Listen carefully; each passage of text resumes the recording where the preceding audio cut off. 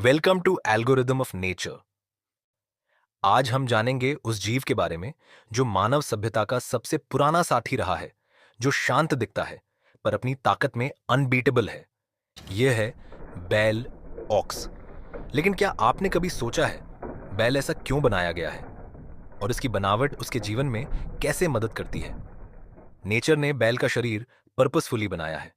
चौड़े कंधे और मजबूत मांसपेशियां, भार उठाने और बैलेंस बनाए रखने के लिए।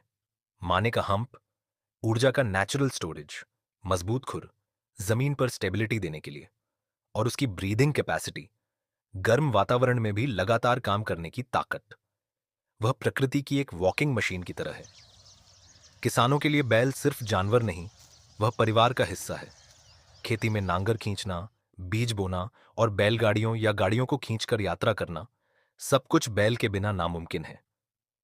पोला त्योहार में जब इसे फूलों से सजाया जाता है तो यह केवल पूजा नहीं, बल्कि नेचर और मेहनत के प्रति ग्रेटिट्यूड है। भारत में खिल्लारी, ओंगोल, गिर, साहिवाल जैसी नस्लें हैं। इसके जंगली पूर्वज वाइल्ड ऑंक्स जंगलों में अब भी मौजूद हैं।